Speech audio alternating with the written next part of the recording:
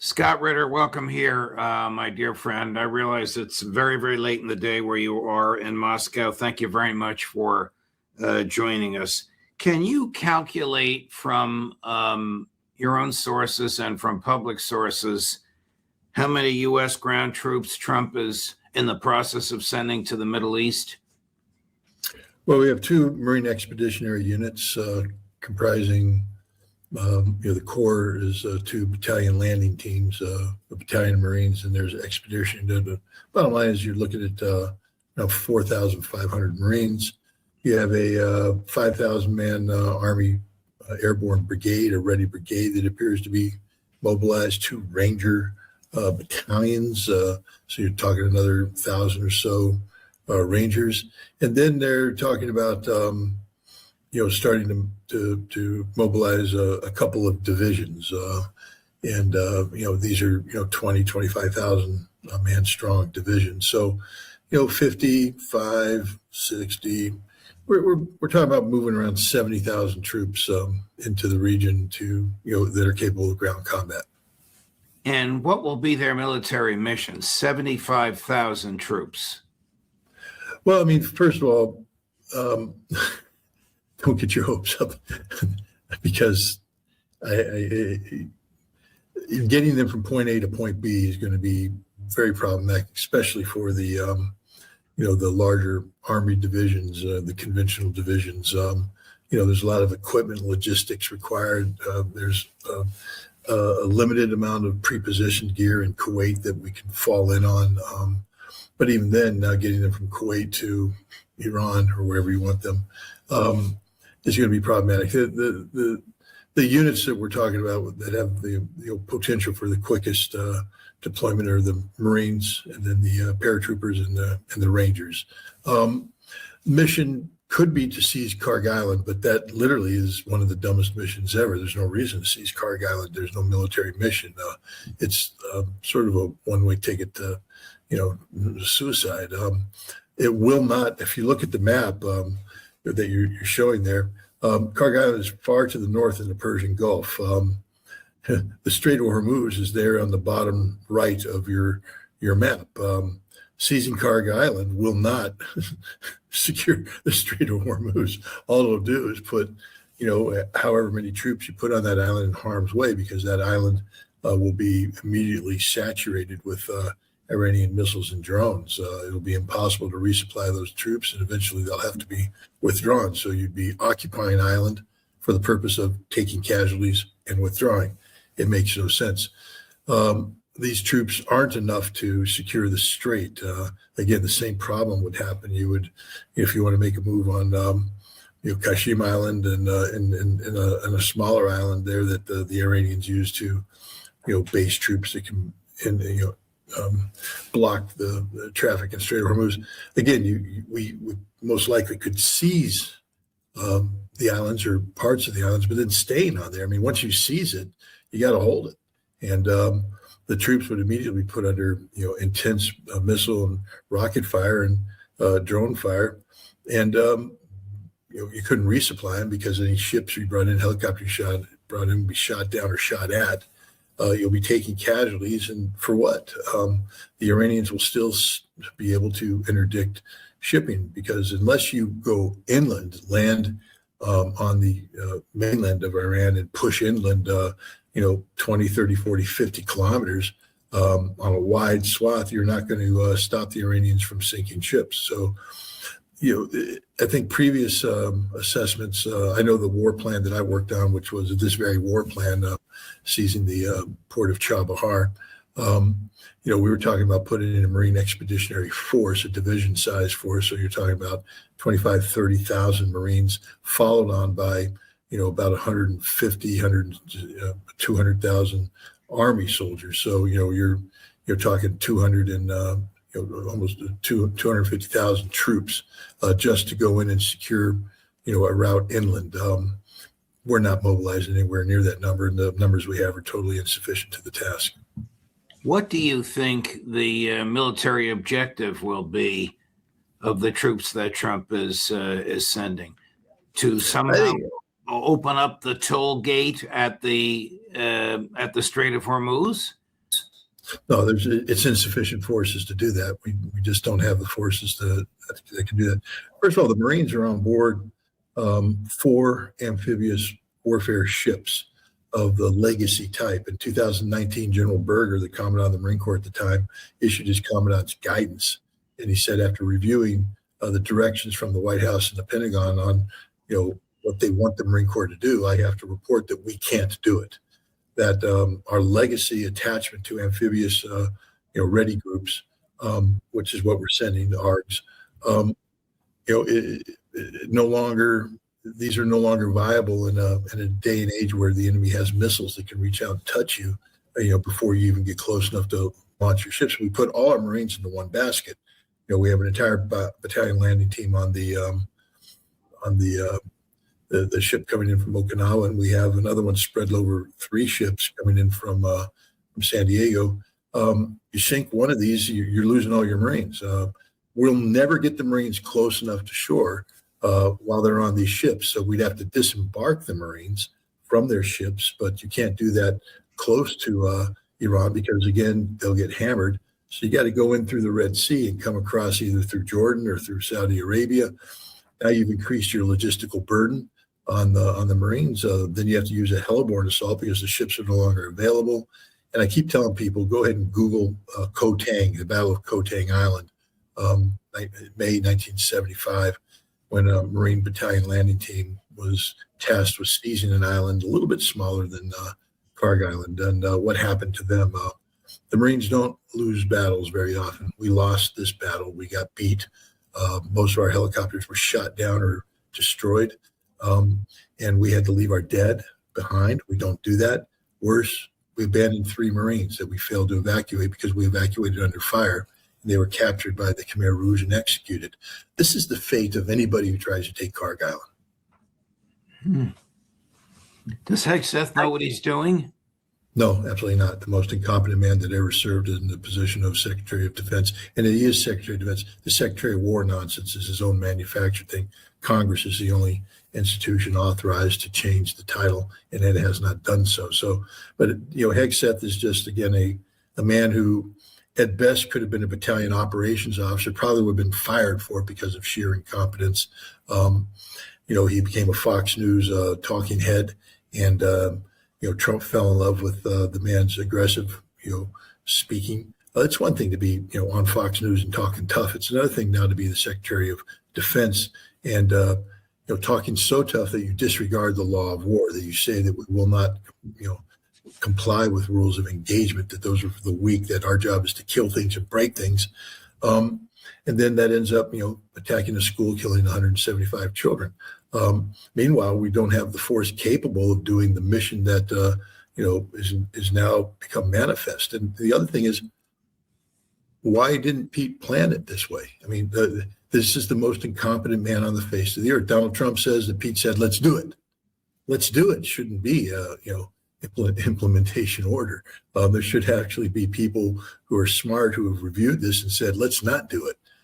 We're going to open up a whole can of worms here. You're going to kick a hornet's nest and then sit around and scream while you're getting stung, not understanding why you're getting stung.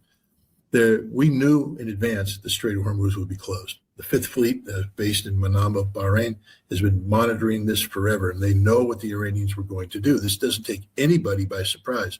We knew that they were going to launch ballistic missiles. We knew that they had built underground missile cities in almost all of their 31 autonomous military districts.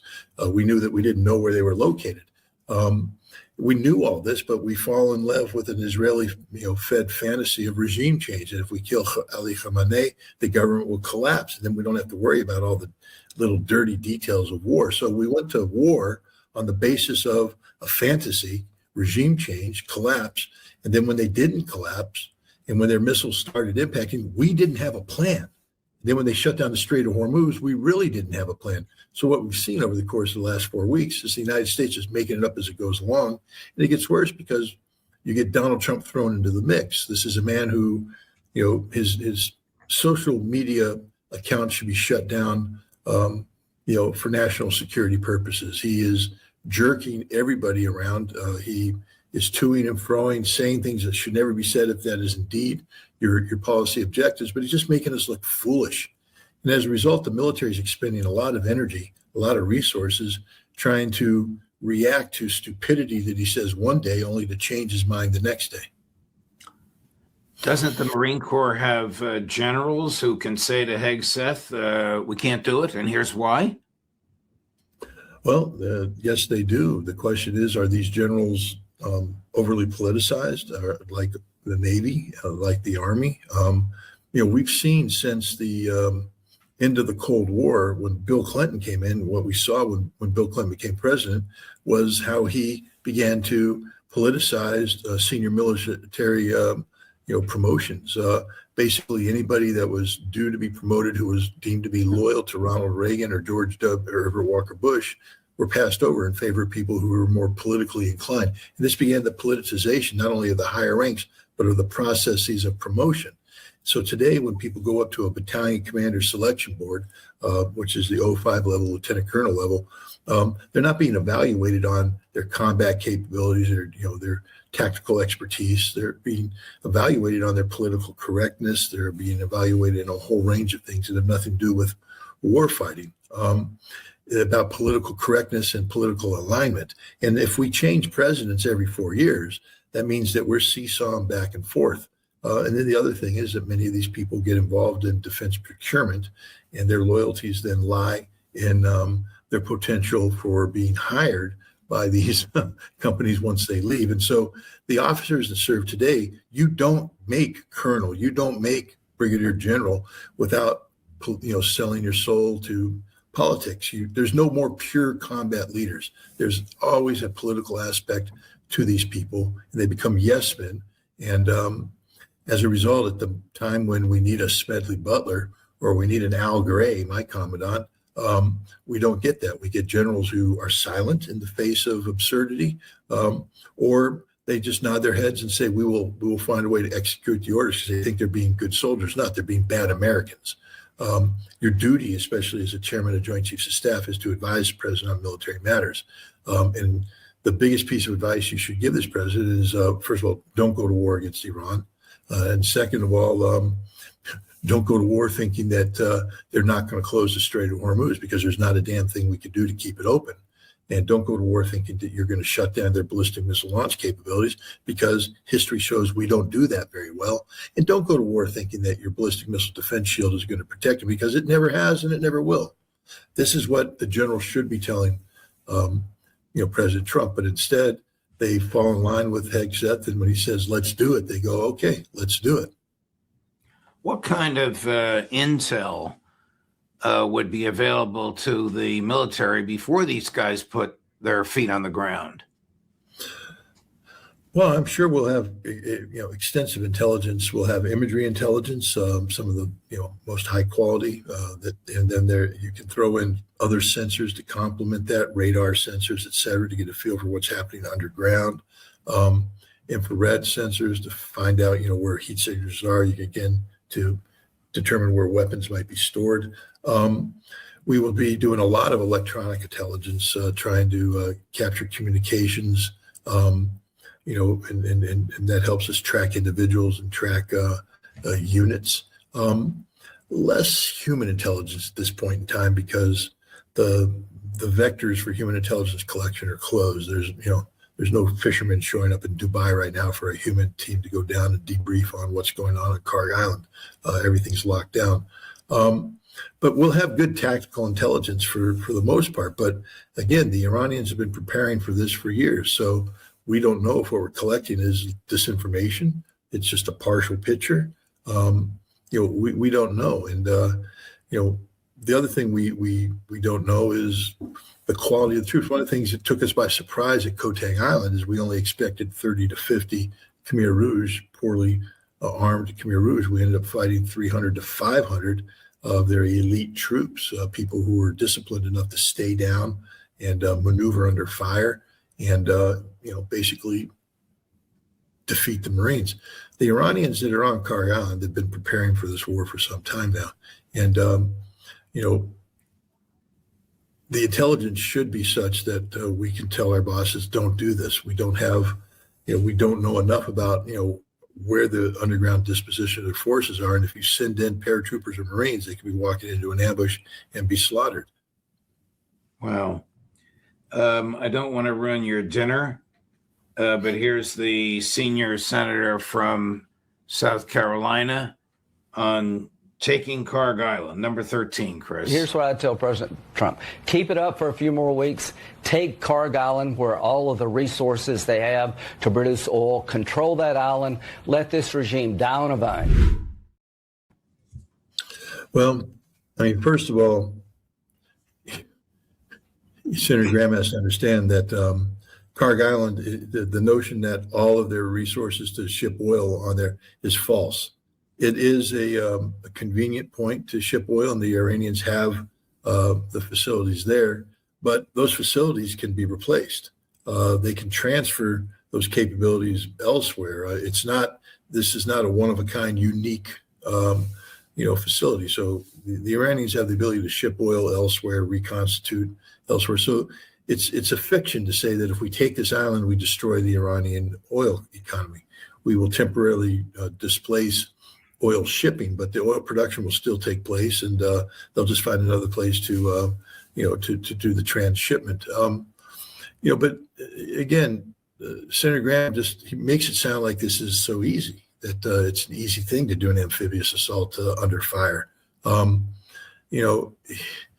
think in the same presentation, he said, we took Iwo Jima. Well, Senator, you didn't take Iwo Jima. You couldn't. You couldn't qualify to be a Marine that would take Iwo Jima or take Carg Island. You don't know what you're talking about. You are ignorant about not just ground combat operations, but amphibious assaults, something I did for a number of years. This isn't easy. It's very hard work. There's a reason why we have a monument built, the Iwo Jima monument. It's because we lost thousands of Marines to take that tiny little patch of coral sand. Tarawa, again, we had to wade through, chest deep water for a mile, get machine gunned by the Japanese who were dug in before the survivors were able to accumulate on the beach and continue the assault. This is hard stuff. This is the hardest stuff in the world. And Graham just makes it sound like it's easy. It's not. Senator Graham forgets that at some point in time, we have a duty and responsibility to the Americans who provide us with their sons and daughters, to make sure that before we send them to war, that it's a war worthy of the cost we're asking people to pay. And taking Carg Island is not worth a single drop of American blood. And Senator Graham sitting there speaking as if we should be ready to lose another 5,000 Marines. Is there any evidence to support President Trump's claim that his two real estate agent negotiators have been negotiating with a high-ranking Iranian official for the past 2 days? There's indirect evidence that the American position has been put before the Speaker of the House of Parliament. But that's a far cry from saying that there's active negotiations. Witkoff and Kushner have transmitted or sought to transmit an American position, uninvited by the Iranians, by the way, through Egypt and other intermediaries, to the Speaker of the House, specifically asking the Speaker of the House to be the person to do this. The Iranians are wise on this. Why would they seek to go after the Speaker of the House or make it appear that that's that? Because look what happened today in Iran. In all of the major cities, hundreds of thousands of Iranians are in the street. And what they're saying is, do not negotiate. Do not make peace. Keep the war up. We're winning. We, the people of Iran, are ready to pay whatever price is necessary to win this war. And now we're winning. So do not negotiate. This is what's happening here. This isn't about a negotiation. This is about a continuation of the mental warfare that the United States is playing against Iran. Why didn't they go to Arakchi? He's not dead. Trump said they're dead. He's not dead. The foreign minister is very much alive. Why aren't they going to Arakchi? Because Arakchi is the official voice of the foreign policy. Why didn't they go to the president? He's not dead. Trump said everybody's dead. President's alive. And why didn't they go to the Supreme Leader? Supreme Leader has been elected. He's there. Go to him. No, because what they're trying to say is that those people aren't legitimate. Those people have no authority. Those people are weak. we want to go to the Speaker of the Parliament. And what they're trying to do is, drive a wedge between, the people who constitute the government of Iran and get them to fight amongst each other and get the Iranian people to be outraged and basically start to create fractures inside this extremely resilient body called the Iranian nation state. There is no substantive negotiations taking place between the United States and Iran. Iran refuses to negotiate with the United States, and using Witkoff and Kushner, these are the two guys that negotiate with Iran the last two times, in June and in February, ostensibly to get a nuclear deal. Find out that they were just setting the Iranians up for decapitation strikes. So, why would the Iranians do this again? Here's the President of the United States yesterday saying, we're talking and it's going well. Number 6. Mr. President, Iran's foreign ministry says you're not telling the truth when it comes to productive conversations to end the war. Well, they're going to have to get themselves better public relations people. We have had very, very strong talks. We'll see where they lead. We have major points of agreement. I would say almost all points of agreement. Perhaps that hasn't been conveyed. The communication, as you know, has been blown to pieces. They're unable to talk to each other. But we've had very strong talks. Mr. Witkoff and Mr. Kushner had them. They went, I would say, perfectly. I would say that if they carry through with that, it'll end that problem, that conflict. And I think it'll end it very, very substantially. We have very much in mind our partners in the Middle East. We've had great relationships with a lot of them, as you know. A lot of them were surprisingly hit. And I was surprised to see it, and so was everyone else. But we have, they're very much in mind in the discussions. So the discussions took place yesterday. They went into yesterday evening. They want very much to make a deal. We'd like to make a deal too. What could he possibly be talking about? The discussions went perfectly. Has the United States agreed to the Iranian demands? Who knows? What we do know is that the Trump White House has articulated their demands and spelled them out, and the Iranian Foreign Ministry has articulated Iran's demands.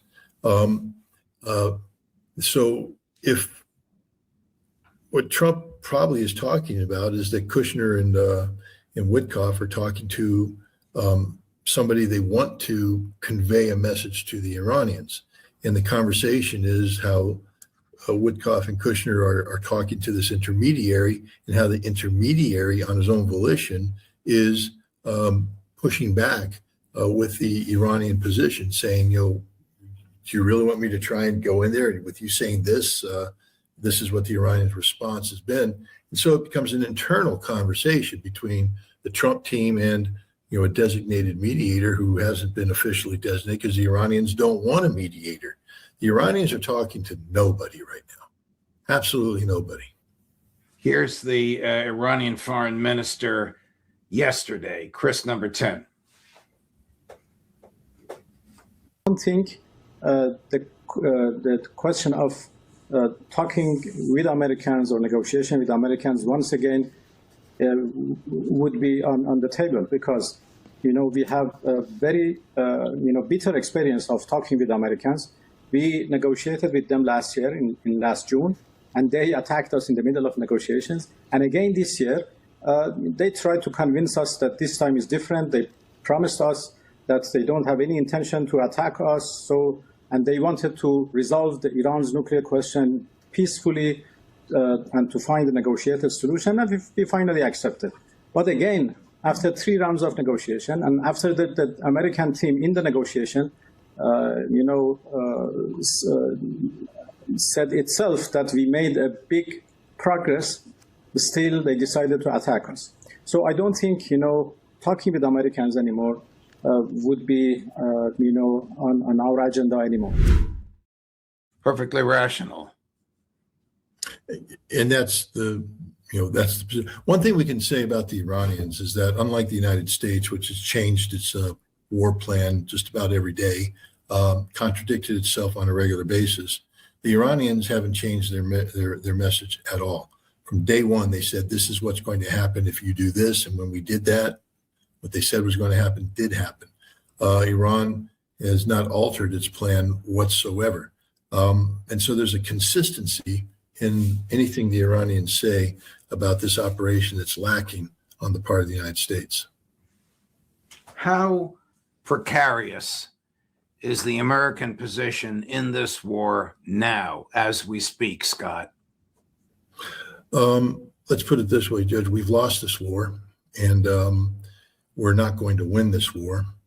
And if we allow things to continue militarily without a diplomatic off-ramp, we're going to, suffer egregious economic harm. We already see, tightening of the belt here and there. Globally, the damage is real now. Australia is in an emergency situation. South Korea is in an emergency situation due to energy shortages. And it's going to be energy that drives this. I mean, Donald Trump can't survive politically. And if you don't think that this war was about the midterm elections and tried to position himself to be, some sort of conquering hero for those, then you don't understand what this war is about. Donald Trump, right now, he's looking at numbers, economic numbers that will be disastrous, and there's no ability to reverse this. He can't force open the Strait of Hormuz. Simply can't do it. We don't have the capacity to do that. And if he carries through his threat to destroy the totality of Iran's energy infrastructure, then Iran will destroy the Gulf Arab states' energy infrastructure, and then then they'll start hitting desalts where they make fresh water. You remove fresh water from the occasion, and these lands become uninhabitable to flee.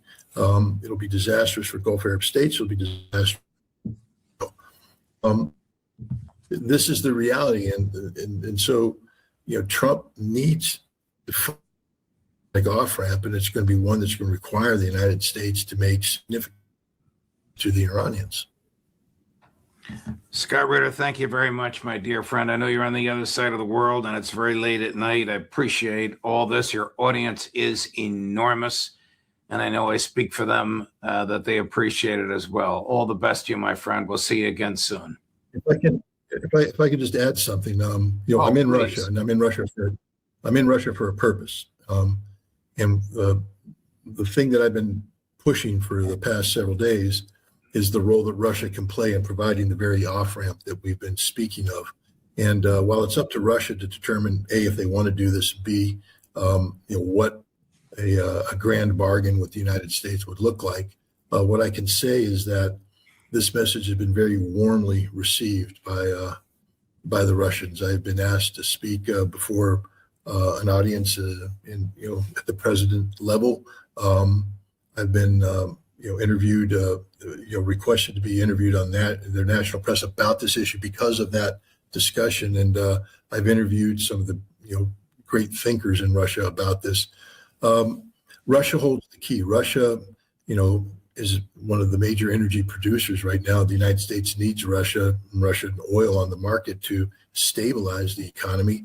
In the United States, Russia has connectivity with both the United States, with Israel and the Gulf Arab states, and Iran, with whom they're a strategic partner.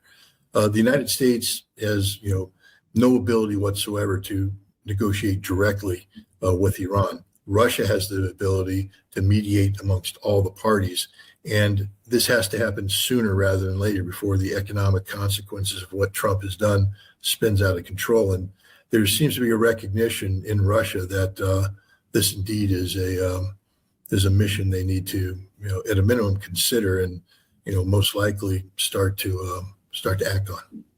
Are the Americans worth negotiating with? Do they have credibility, particularly the two that Trump sends out? No, they don't. I mean, are they worth negotiating with? You have to have you have to have a door open, and these two are the door that has been opened. So you deal with what you have. But what we need to realize, and I think the Russians, is America has no negotiating leverage. There's nothing America brings to the table. This is all about Russia literally doing America and the world a favor by providing political cover for an American surrender. They won't call it a surrender, but it'll be a surrender in, in everything but name only. We're in a very desperate situation, Judge. We don't have a solution to this problem that we created.